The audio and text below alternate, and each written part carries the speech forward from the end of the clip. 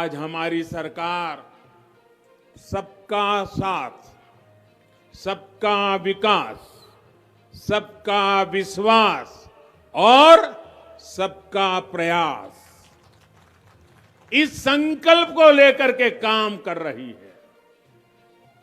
लेकिन हमारा विरोध करने वाले, उनका फॉर्मूला क्या है, हमारे विरोधियों का इतिहास क्या है, हमारे विरोधियों के करतूत क्या है, हमारे विरोधियों के कारनामे क्या है, हमारे विरोधियों की भाषा क्या है, आपको बराबर याद है।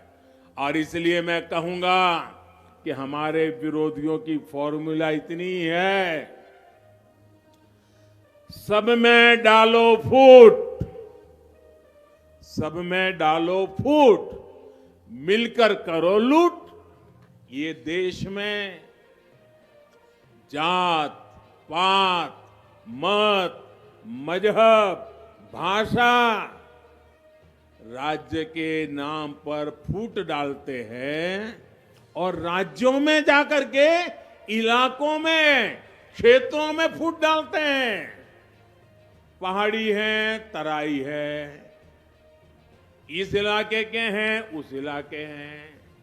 उत्तराखंड से ज्यादा इस साजिश का शिकार और कौन हुआ होगा।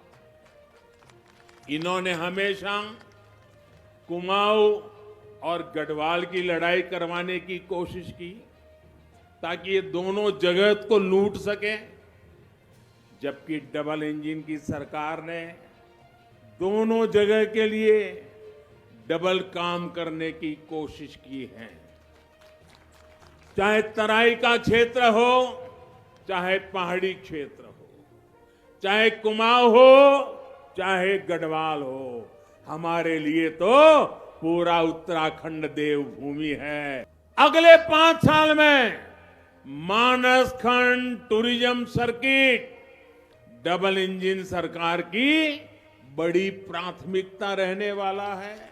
आज उत्तराखंड में आपसे वो लोग वोट मांगने आ रहे हैं जिन्होंने कभी उत्तराखंड के सामर्थ्य पर विश्वास नहीं किया। भारत में हमने दुनिया का सबसे बड़ा वैक्सीनेशन प्रोग्राम शुरू किया। पूरे देश ने देखा उत्तराखंड उन राज्यों में शामिल हुआ जिसने सबसे पहले 100% पहली डोज का रिकॉर्ड बनाया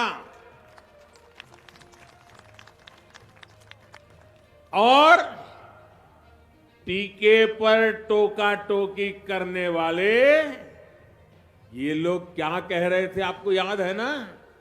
हम उत्तराखंड के दूर दूर पहाड़ों में रहने वाले लोगों की जिंदगी बचाने के लिए एक दिन रात और दिन एक कर रहे थे, जबकि हमारे विरोधी लोग क्या कहते थे, कैसी अफवाहें फैले थे, कैसी निराशा लेकर के घूम रहे थे।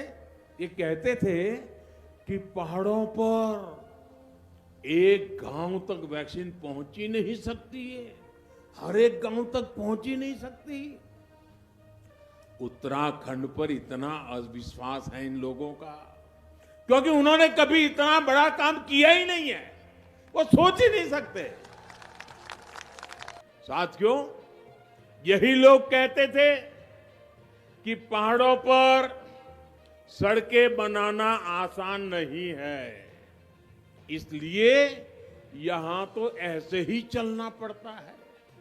लेकिन आज उत्तराखंड में चारों धामों को जोड़ने के लिए ऑल वेदर रोड का काम चल रहा है। जहां ये सड़क को मुश्किल बताते थे, वहां आज पहाड़ों पर रेल भी पहुंच रही है। ऋषिकेश कर्णप्रयाग परियोजना का काम तो चल ही रहा है। टनकपुर बागेश्वर रेल लाइन का सपना भी आने वाले समय में जरूर साकार होगा और हम ही पूरा करेंगे। इस परियोजना के बारे में सबसे पहले अंग्रेजों के समय में सोचा गया था। आप सोचिए, जब देश गुलाम था ना, तब इसकी चर्चा हुई थी, लेकिन अंग्रेजों ने भी कुछ नहीं किया, बातें की, कांग्रेस वालों ने भी कुछ नहीं किया, बातें की, लेकिन हमने तय किया है इन सपनों को हम साकार करके रहेंगे। डबल इंजन की सरकार के लिए, मेरे लिए उत्तराखंड का विकास सर्वोच्च प्राथमिकताओं में से एक है। अभी आपने इस बार के बजट को देखा होगा, हमने उत्तराखंड को ही विशेष ध्यान में रखते हुए एक योजना बनाई है, पर्वतमाला परियोजना। हिंदुस्तान में पहली बार पर्वतमाला परियोजना की कल्पना आई है किसी को, और योजना बनकर के आज आपके सामने आया है। वरना उनको तो लगता था भाई पहाड़ों के वोट कहां होते, एक आध दो एमपी होते हैं, छोड़ो यार क्या जरूरत है। यही किया उन्होंने। हम कितने एमपी हैं, कितने एमपी नहीं है, इसके आधार पर नहीं चलते हैं। हमें तो एक नागरिक भी होगा ना, उसकी भी चिंता करना, इसको हम हमारा कर्तव्य बनाते हैं। हमारे चैनल को लाइक, शेयर और सब्सक्राइब जरूर करें और नई अपडेट्स के लिए बेल आइकन दबाना ना भूलें।